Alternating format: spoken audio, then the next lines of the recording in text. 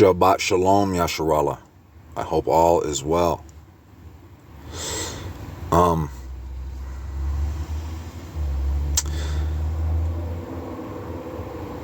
What I've seen today is, first of all, more confirmation of everything I saw yesterday and the day before that and all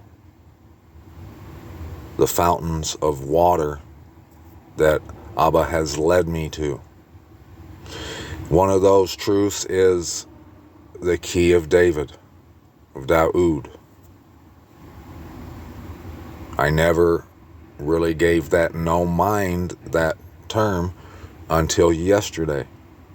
The last video I made, I mentioned it, and after I ended that video, he began to show me what it was, and now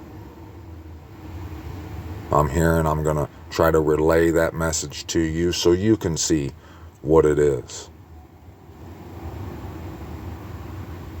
And what I'm going to show you along the way will more than likely cause anyone who has eyes to see and ears to hear to understand why most people won't see this message and they won't understand it. Before I do that, before I start reading, I want to tell you something that happened to me today and a few things that's happened to me in the past. And before I even tell you that, I want to say that I'm making these, I can no longer attempt to pander to the people. There's going to be all kinds of resistance. There's going to be mockers, scoffers, and haters. It's just a given. People are going to tell me I'm full of crap no matter what. And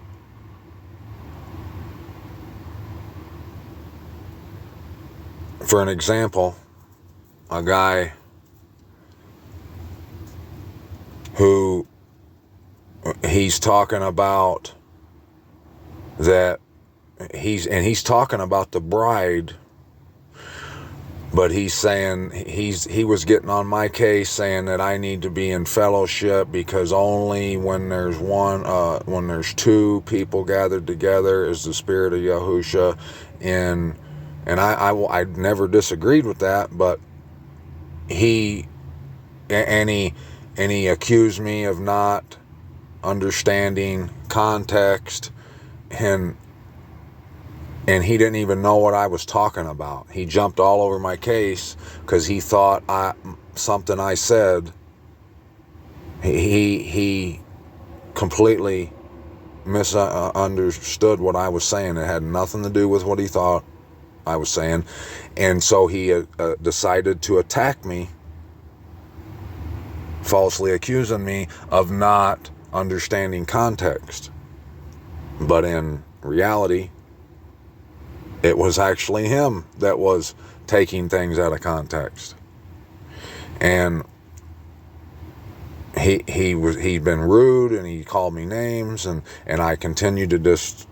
I deal with this all the time. I'm used to it. I don't have to say anything back to him. I don't have to be vindictive or anything like that. I was just nice and just, I kept trying to answer any question he had, but he was like a angry bull. But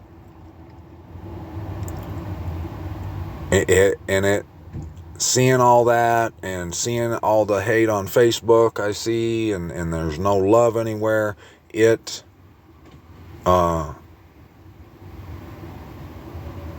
fact of that is going to be addressed in what I show you tonight. And it's something that we all need to talk about.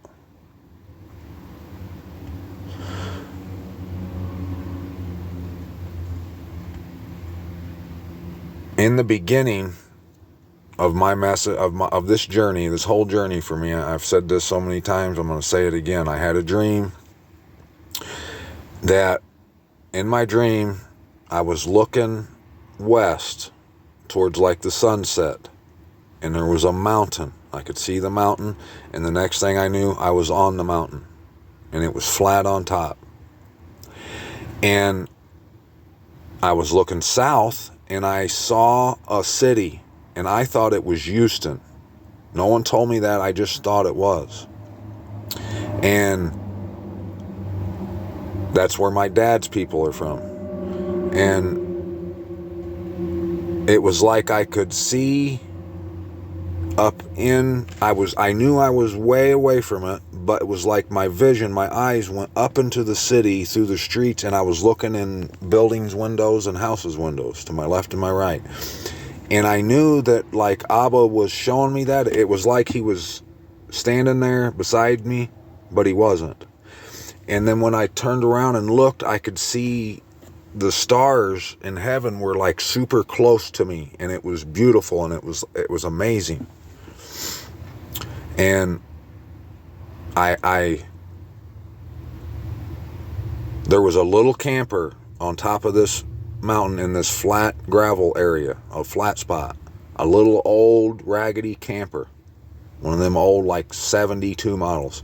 And I went in there, and a girl that I know came there, and we talked and stuff, and she left, and I fell asleep. And when I woke up in my dream to someone banging on the front of the camper, and I looked out, and it was my mom, and she said, "You're right, son, you were right. I'm going to get the kids, I'll be right back." And I was like, okay. And for years, I had no idea what that meant. Couldn't tell you what it meant at the beginning. And it's one of those dreams, you might know, that's been etched in my mind. It comes to my mind, like I could dream something tonight, and as soon as I wake up, I won't remember it. But this dream, like a few others, it's always on, it's like there. I can look at it and remember what I was seeing in that dream. And my son, the night that I realized that the set apart place isn't where we thought it was, and that it's actually in America. I was in a hotel room, me and my son, and he was asleep, and I was sitting there reading from my Sefer, and I saw it, and I was so excited, I wanted to wake him up and tell him, but I didn't. I fell asleep, and when I woke up, he was awake, looking at me. And he said, "Dad, you're never going to believe what I dreamed last night." And I said, "What?" And he said, "Israel is in America."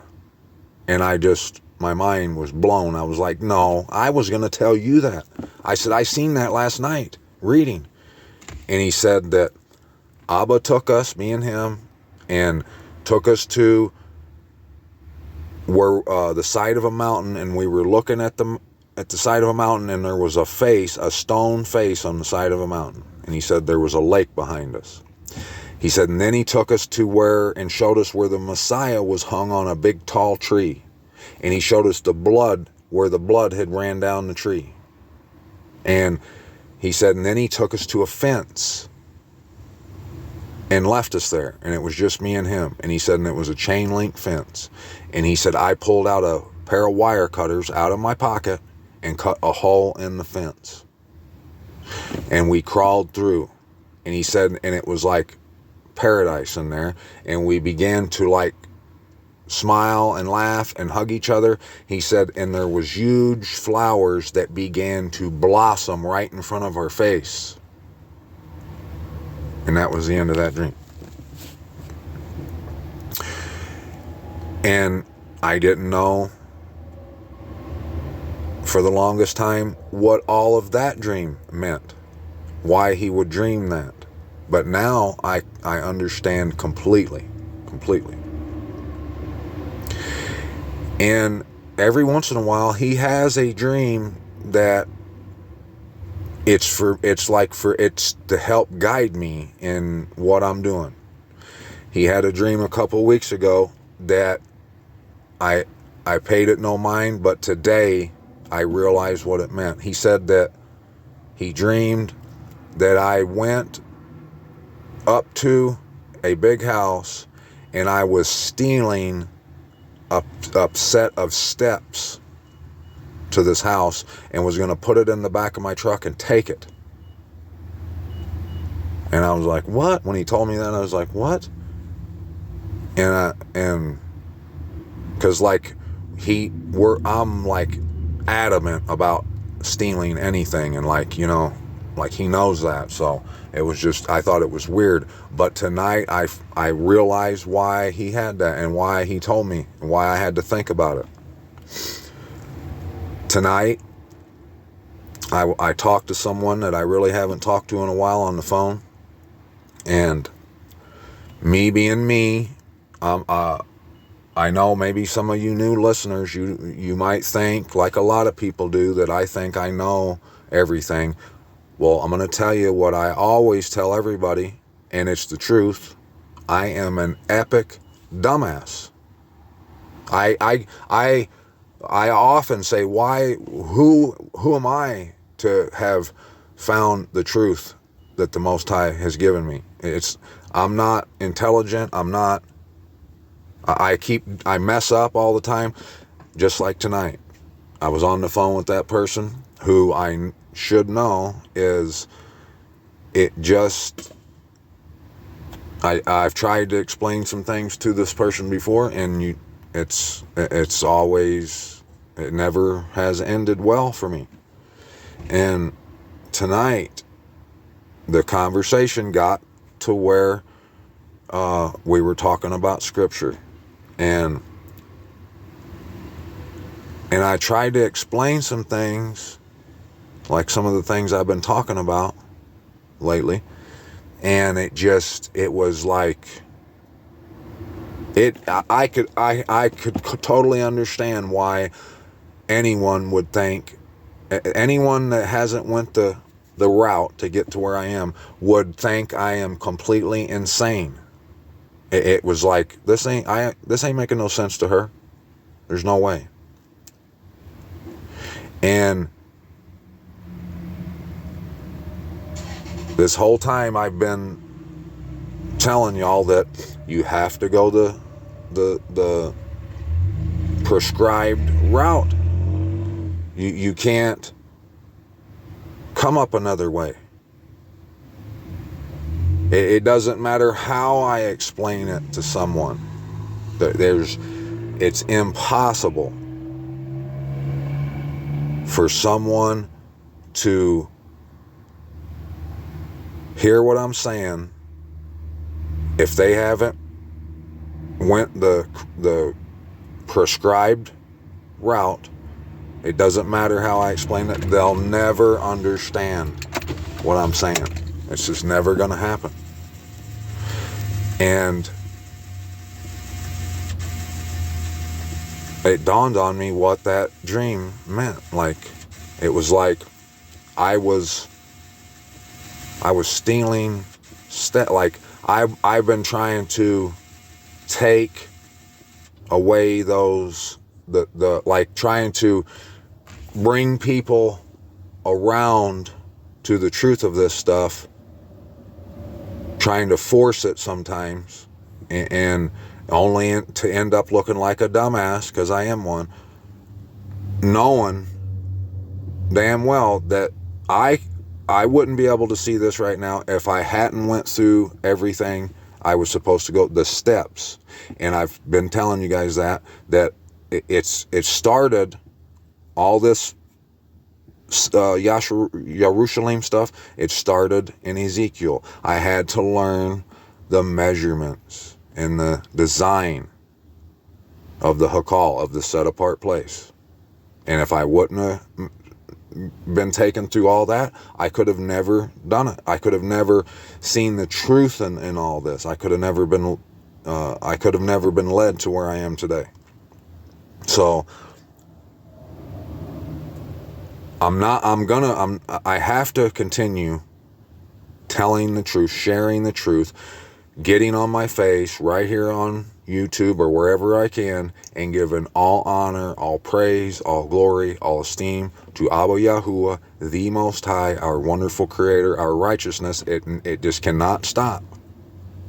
I cannot stop telling the truth about all these matters. But what I have to stop doing is I have to stop caring about what y'all think. I have to tell the truth like it is. No playing patty cake with anybody. I'm not trying to be a jerk or anything like that, but this message, first of all, I'm doing it for what I just said. I'm doing it to give all esteem to Abba Yahuwah, first and foremost. But at the same time, I'm doing it to proclaim release to the captives, to shout from Jerusalem and wave in. That's what I'm doing. And that's why he's given me all the truths that he has.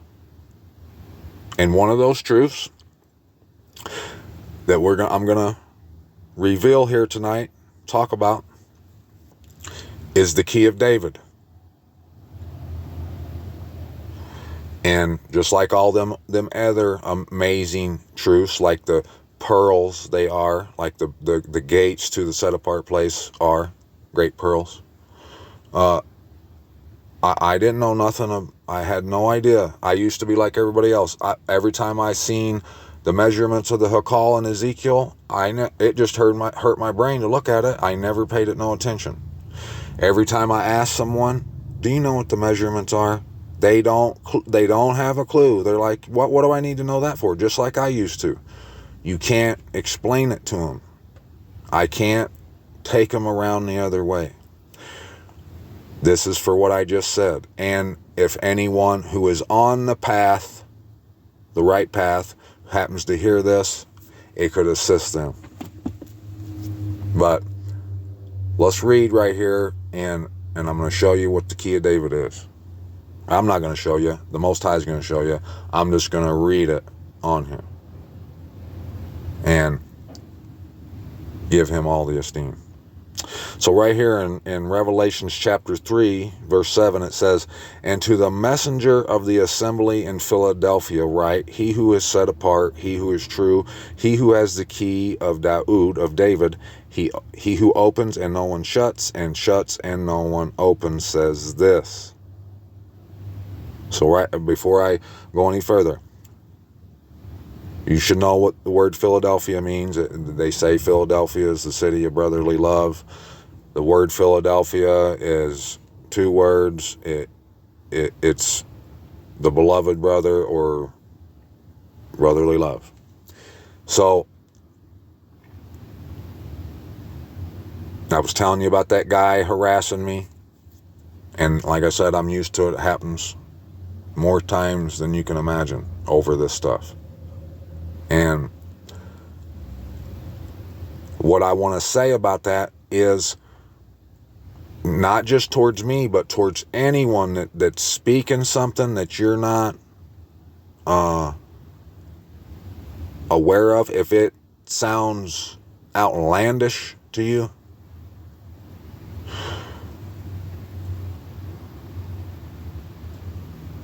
if you're claiming to be a Christian or whatever you claim to be, like this guy came and he started accusing me and calling me names and didn't even know what I was talking about, and was trying to tell me, like he was like, finally the last time I heard from him, he said, "You need to get it together."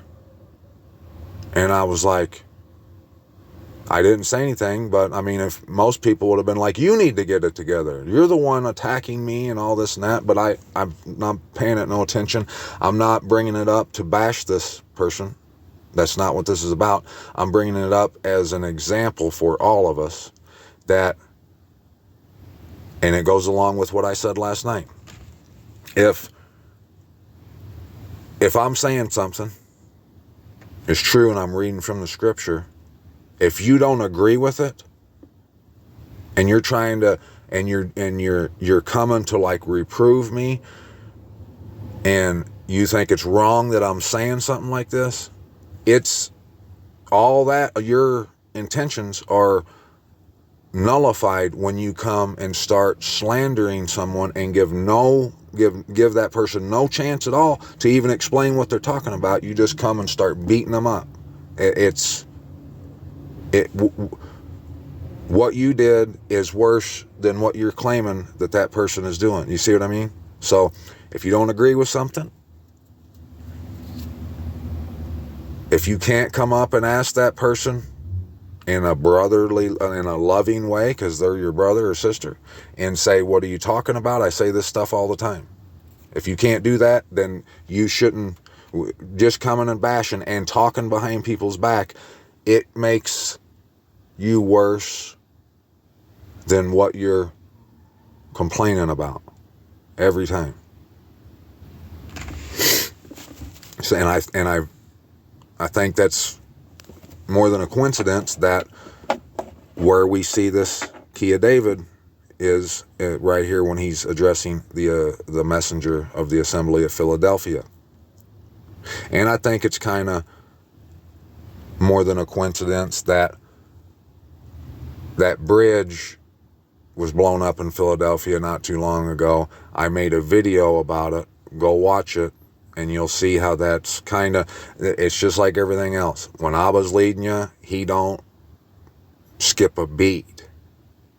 He knows all the right moves, and he says all the right things. Okay, so let's get to it. He who opens and no one shuts, and shuts and no one opens, says this: I know your works. See, I have set before you an open door, and no one is able to shut it. That you have little power, yet have guarded my word, and have not denied my name. See, I am giving up those of the congregation of Satan who say they are Yahudim and are not but lie. See, I am making them come and worship before your feet, and to know that I have loved you. And there's no coincidence that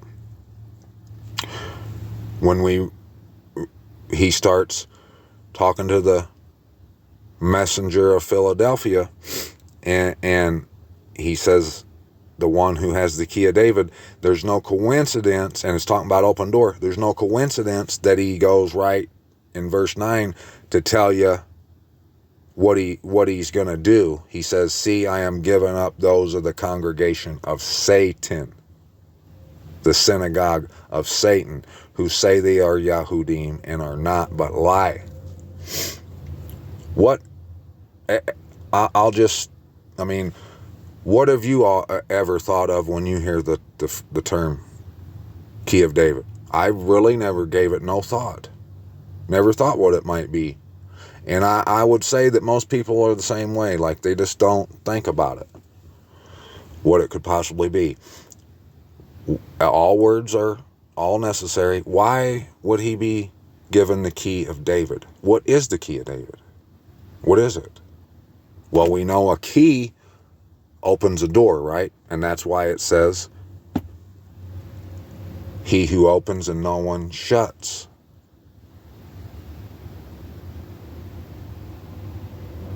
He says, I am opening a door for you. Well, what is the significance of David? Why is it David's key? Why is it of David? What do you think of when you think of David? I mean, you could think of Goliath, but the house of David, the set apart place. Hold that thought. It says, see, I am making them come and worship before your feet, and to know that I have loved you. Where have you heard that before? Where have you heard, I will make them come and worship before your feet? It's when you return to the set apart place. Because you have guarded my word of endurance, I also shall guard you from the hour of trial which shall come upon all the world to try those who dwell on the earth. See, I am coming speedily. Hold what you have, that no one take your crown. He who overcomes, I shall make him a supporting post in the dwelling place of my mighty Most High, and he shall by no means go out, and I shall write on him the name of my Most High, and the name of the city of my Most High, the renewed Jerusalem, which comes down out of the heaven from my Most High and my renewed name. He who has an ear, let him hear what the Spirit says to the assemblies. And to the messenger of the assembly of Laodicea, write, the so be it, the trustworthy and true witness, the beginning of creation, the beginning of the creation of the Most High says this: I know your works, that you are neither cold nor hot. I would that you were cold or hot. So because you are lukewarm and neither cold nor hot, I am going to vomit you out of my mouth. Because you say, rich am I, and I am made rich, and none at all, and need none at all, and do not know that you are wretched and pitiful, or however you say that, and poor and blind and naked. I advise you to buy from me gold refined in the fire, so that you become rich, and white garments, so that you become dressed, so that the shame of your nakedness might not be shown, and anoint your eyes with ointment, so that you see. So that you see. So, we're going to learn here in just a few minutes. You're going to see more confirmation that will take all doubt from your mind if you're on the right path. Whoever hears this, that the image of the beast is exactly what we've been saying it is. You're going to see more concrete evidence, pudding, the proof in the pudding. You're going to see more of it. And right there, what we just read, when he said, buy from me gold, should give you more confirmation of what it means in later on in this book about you not being able to buy or sell unless you have the mark of the beast. As many as I love, I reprove and discipline, so be ardent and repent. See, I stand at the door and knock. If anyone hears my voice and opens the door, I shall come in to him and dine with him, and he with me. To him who overcomes I shall give to sit with me on my throne, as I overcame and sat down with my Father on his throne. He who has an ear, let him hear what the Spirit says to the assemblies. After this I looked and saw a door having been opened in the heaven. And the first voice which I heard was like a trumpet speaking with me, saying, come up here, and I shall show you what has to take place after this. And immediately I came to be in the Spirit, and saw a throne set in the heaven, and one sat on the throne. And he who sat there was like a jasper and a ruby stone in appearance, and there was a rainbow around the throne like an emerald in appearance. And around the throne were 24 thrones, and on the thrones I saw 24 elders sitting, dressed in white robes, and they had crowns of gold on their heads. And out of the throne came lightnings and thunders and voices, and 7 lamps of fire were burning before the throne, which are the 7 spirits of the Most High. And before the throne there was a sea of glass like crystal, and in the midst of the throne and around the throne were 4 living creatures covered with eyes in front and back. And the first living creature was like a lion. There's that lion again. And the second living creature like a calf. The third had the face of a man. And the fourth like a flying eagle. And the 4 living creatures, each having 6 wings, were covered with eyes all around and within. And they do not cease day or night, saying, set apart, set apart, set apart, Yahuwah El Shaddai, who was, who is, and who is coming. And when the living creatures give esteem and respect and thanks to him who sits on the throne, who lives forever and ever, the 24 elders fall down before him who sits on the throne and bow before him who lives forever and ever, and they cast their crowns before the throne, saying, You are worthy, O Yahuwah, to receive esteem and respect and power. You have created all, and because of your desire they are and were created. And I saw in the right hand of him who sat on the throne a scroll written inside and on the back, having been sealed with the 7 seals. Now, we'll come right back to verse 1. Hold that thought, what it just said about the scroll written on the inside and the out. And I saw a strong messenger proclaiming with a loud voice, Who is worthy to open the scroll and to loosen its seals? And no one in the heaven or on the earth or under the earth was able to open the scroll or to look at it, or to even look at it. They couldn't even look at it. And I wept much because no one was found worthy to open it and read the scroll or to look at it. And one of the elders said to me, Do not weep. See, the lion of the tribe of Yehuda, the root of David, overcame to open the scroll and to loosen its seals. So he said he has the key of David, and he's the only one who can look at the scroll and open it, break the seals. And it says up here, the scroll was written on the inside and on the back, and I thought to myself, where have I seen that before? And I remembered. It's in Zechariah, and it's huge. Here just a few weeks ago, or less maybe, I was reading from Zechariah.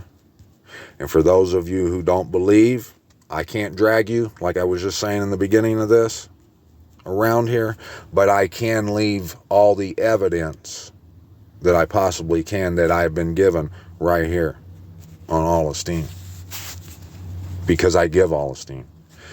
It's in Zechariah chapter 5, because look, he says, And I lifted up my eyes again and looked and saw a flying scroll. And he said to me, What do you see? And I answered, See a flying scroll, 20 cubits long, 10 cubits wide. And he said to me, This is the curse that goes forth over the face of all the earth. It's the curse that goes over the face of all the earth. Everyone who is stealing shall go unpunished. Whoever's stealing shall go unpunished. I didn't really steal them stairs, but it was a sign, a warning that I can't be taken, everyone, it's like, everyone has to work out their own salvation, right? But at the same time, I have to do my job. But I can't try to force, I can't beat people over the head. I can't, if they can't see it, it's nothing to do with me. And it's not because they're blind, they're dumb. It's because they're blinded because they haven't went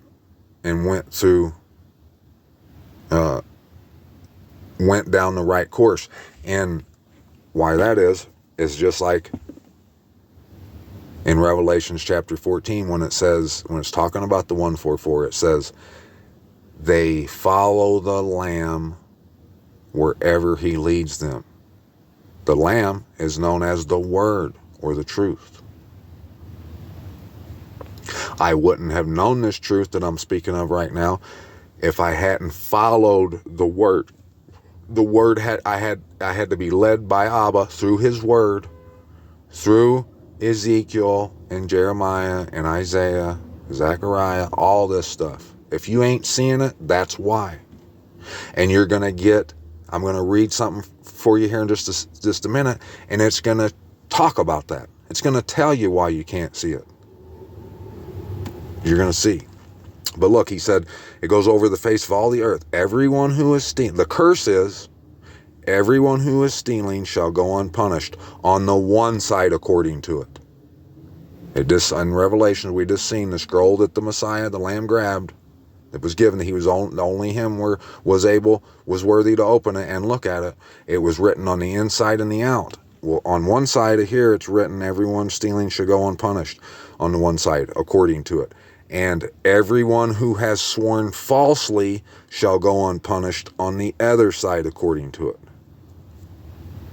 I shall send it out, declares Yahuwah of hosts, and it shall come into the house of the thief, and the house of the one who shall swear falsely by my name. And it shall remain in the midst of his house, and shall consume it, both its timber and stones. And the messenger who was speaking with me came out and said to me, lift up your eyes now and see what this is that is going forth. This curse. And I said, what is it? And he said, it is an ephah measure that is going forth. Again, he said, this is their appearance throughout the earth. This is their appearance throughout the earth. And see, their appearance is a lead cover lifted up, and a woman sitting inside the ephah measure. And he said, this is wrongness. And he threw her down into the ephah measure and threw the lead weight over its mouth. And I lifted up my eyes and looked and saw two women coming with the wind in their wings. Two women.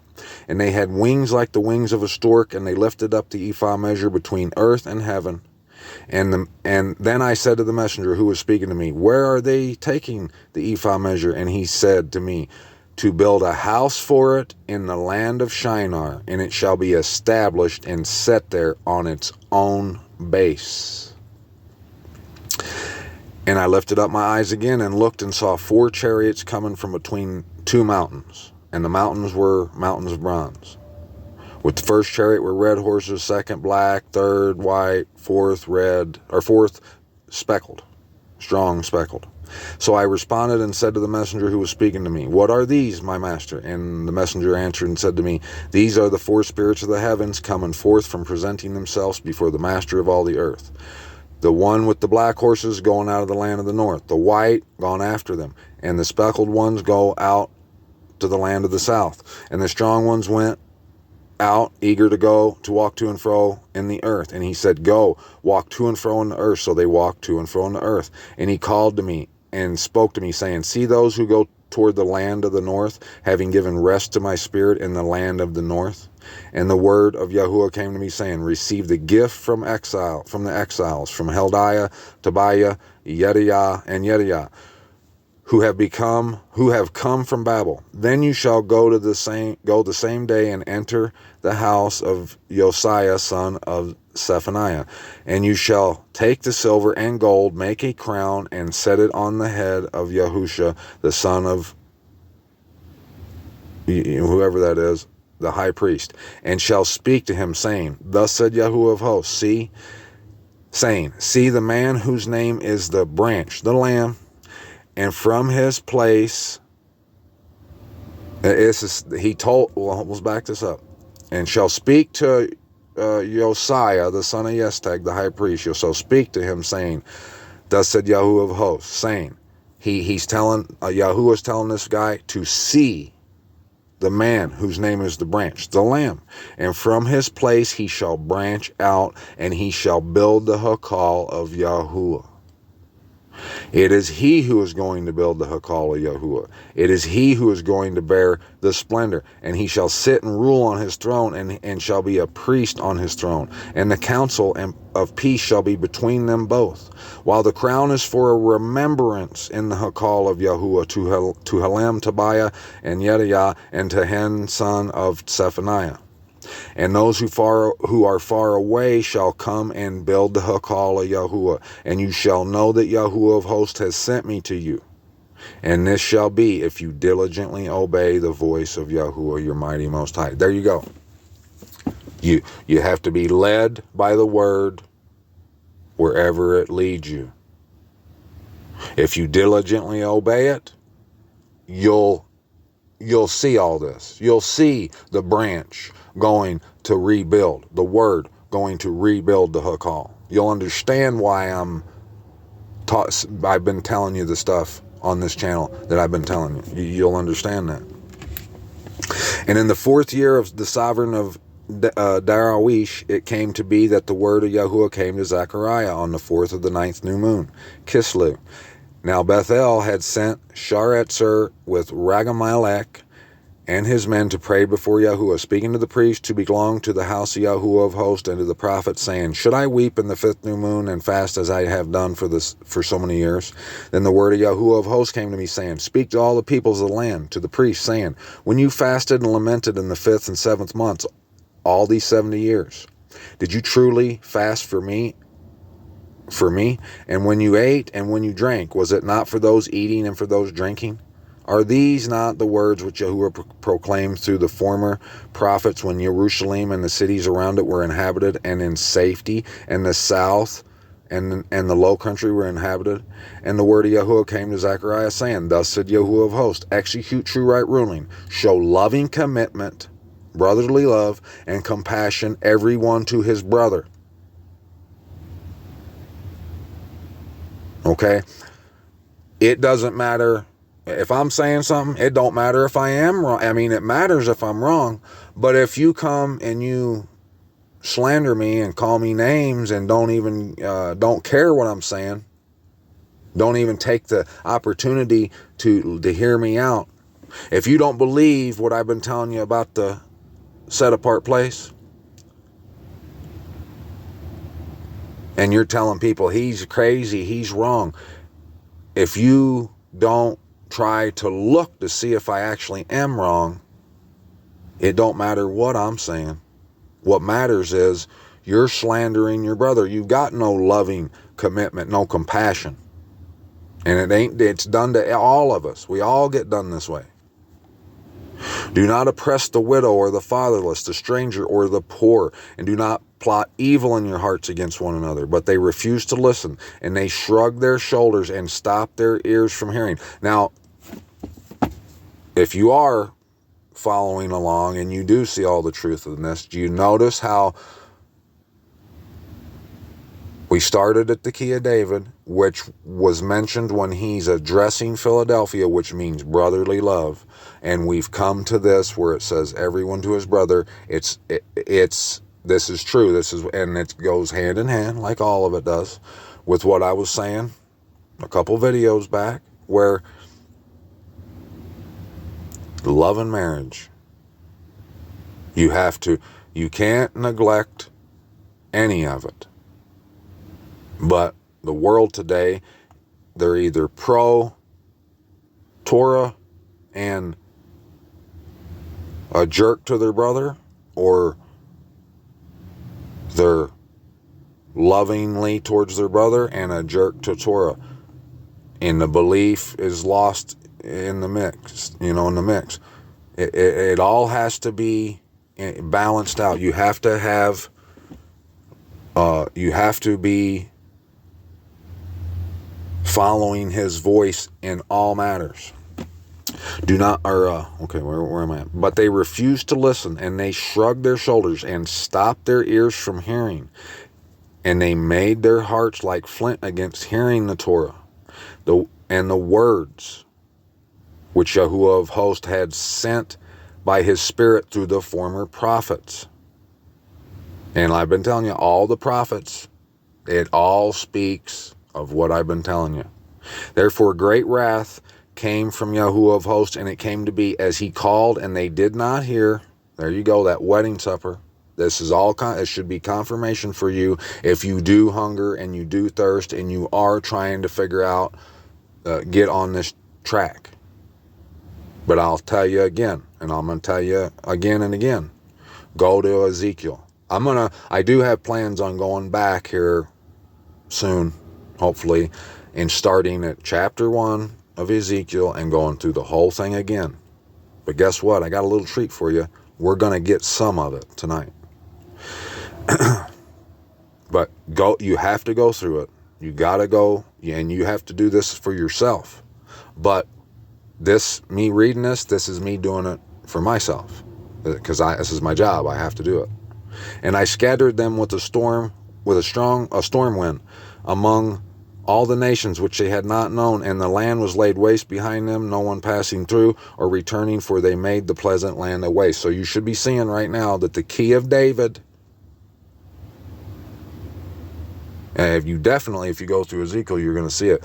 Because in Ezekiel, it says, the prince sits in the gate to the house. The Messiah says, no one comes to the Father except through me.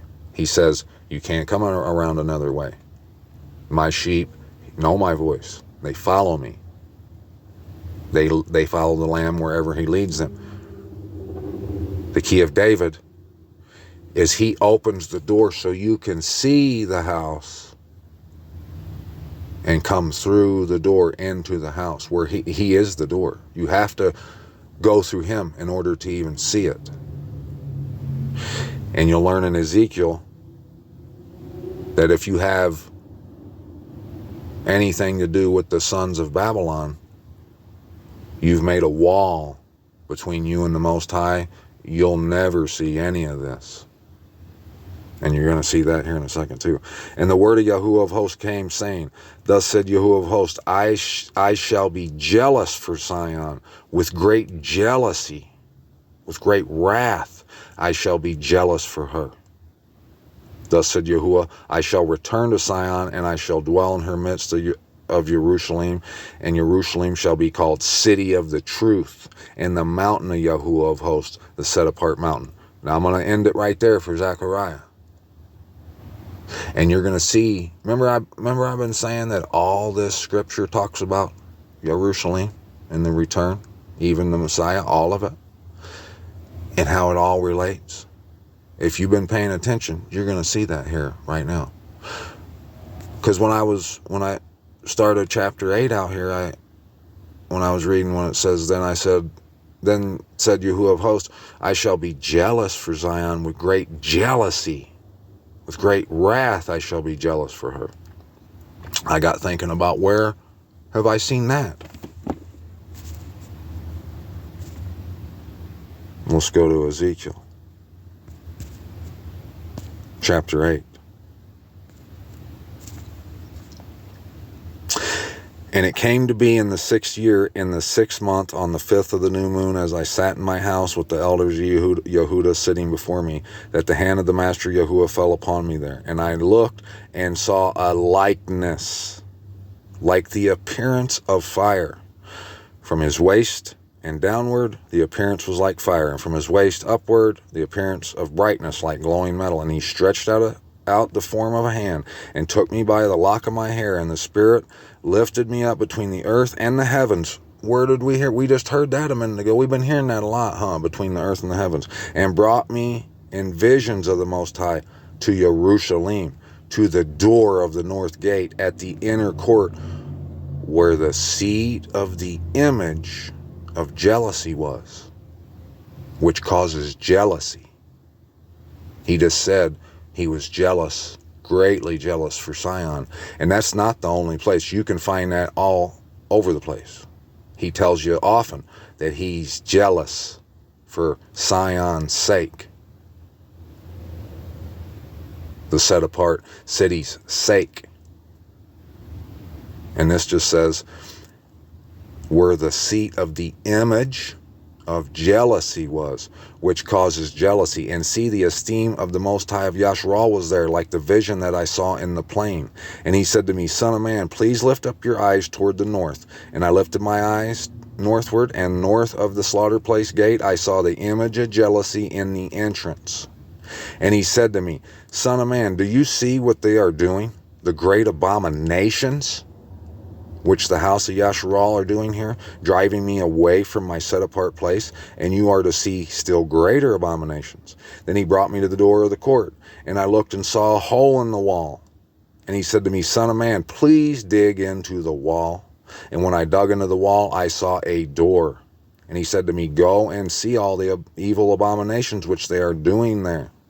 And I went in and looked and saw all kinds of creeping creatures, abominable beasts, and all the idols of the house of Yasharal carved all around on the walls. And facing them stood 70 men of the elders of the house of Yasharal. And, sorry about that, and right here is where you need to, well, hold on. Yeah, hold on. And in their midst stood Yezaniyahu, son of Shaphan. Each one had a censer in his hand, and a thick cloud of incense went up.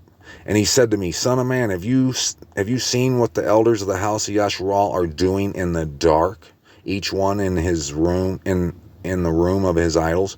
For they say, Yahuwah does not see us. Yahuwah has forsaken the land. And he said to me, you are to see still greater abominations which they are doing. And he brought me to the door of the north gate of the house of Yahuwah, and I saw women sitting there weeping for Tammuz.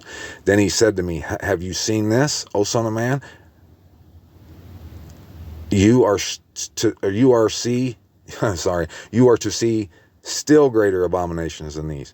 And he brought me into the inner court of the house of Yahuwah, and there at the door of the Hakal of Yahuwah, between the porch and the slaughter place, were about 25 men with their backs towards the Hakal, right here, with their backs towards the Hakal of Yahuwah, and their faces toward the east. And they bow themselves eastward to the sun. Now, I always used to think that they were bowing down and worshiping the sun. It's not. Just like all this stuff is not literal. The image of jealousy, we just seen it. They have their backs toward the Hakal of Yahuwah, and their faces towards the east, towards the image of jealousy.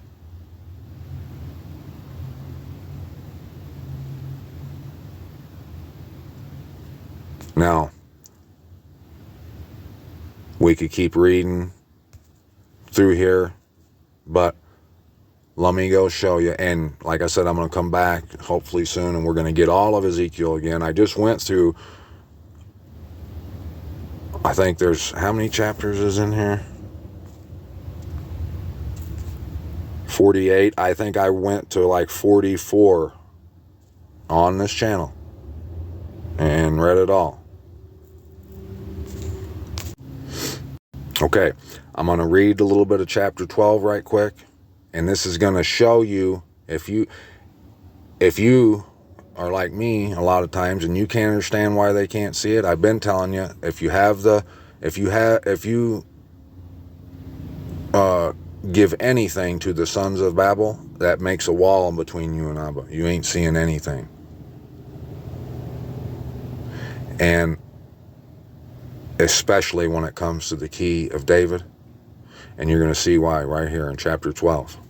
And the word of Yahuwah came to me, saying, Son of man, you are dwelling in the midst of a rebellious house. They have eyes to see, but they have not seen. They have ears to hear, but they have not heard. For they are a rebellious house. Therefore, son of man, prepare your baggage for exile, and go into exile by day before their eyes. And you shall go from your place into exile to another place before their eyes. It could be that they see, though they are a rebellious house. And you shall bring out your baggage for exile before their eyes by day, and at evening go before their eyes, like those who go into exile. Dig through the wall before their eyes, and you shall bring them out through it. Take them on your shoulders and bring them out at dark before their eyes. Key point right here. Cover your face so that you do not see the land. Why does he tell Ezekiel to cover his face so he don't see the land? Right here. For I have made you a sign to the house of Yasharal.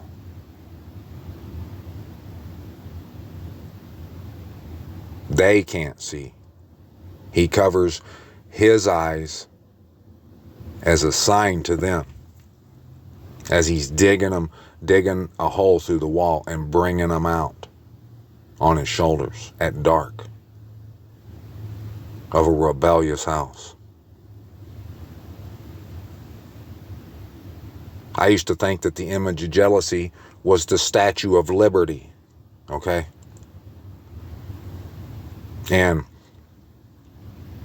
if I was like most, I wouldn't admit that to you. I'd just shut up about that and just act like that never happened. It wasn't too long ago that I thought the image of the beast was the television screen. But I'm an epic dumbass. I'll be the first to tell you.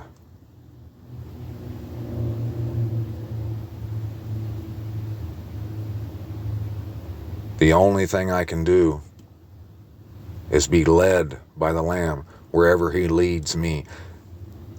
Get on my face. Give all praise, all honor, all glory, all esteem to Abba Yahuwah, the Most High, our wonderful Creator, our righteousness, and read his word and be led by it. Hopefully, whether now or whenever, that this does get to someone who has seen the Messiah and he's on the right track, and this can assist you in some way on your way to the set apart place. And you no longer have your back towards that set apart place with your face towards the east, towards the image of jealousy, but now you have your face towards the Hakal, the set apart place. And you're seeing that crown, when the Messiah says, make sure no one takes your crown, you just seen that crown is for a remembrance of the Hakal. It's all related. Go to Jeremiah. Go to Isaiah. Go to all the scripture. And you'll see. The only books in the Bible that I can say that I'm not for sure if it talks about all this or any of this is like Peter and Paul's writings, which are just commentary, like I always say. There's truth in there, valuable truth. But I don't know if the Hakal stuff is in there or not. It could be. But anywhere else, it's in there. Him bringing us back to it, it's in there. There's, like I said, every word necessary. There's a reason why he's talking about your baggage, like your baggage. You know what that made me remember when I read, like, when he's telling bring your baggage, put your baggage, like one going into exile. I instantly thought of the Exodus coming out of Egypt, where they had to have their bags packed the night before because the next morning they were going to ride Passover. This is talking about coming home to Yerushalayim.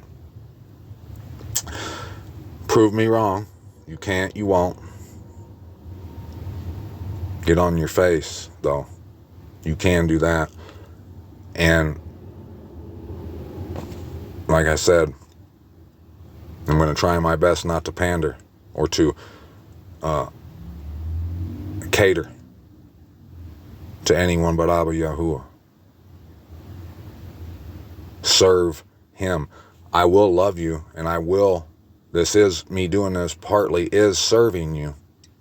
But if you are someone who comes to slander, mock, and scoff, and hate with hissing because the stubble is being removed,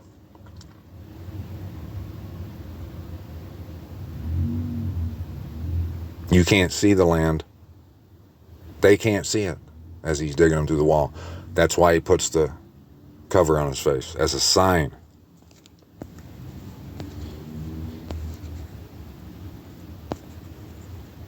Can't see the land. Now you know. I hope you turn and face the right Hakal. These out.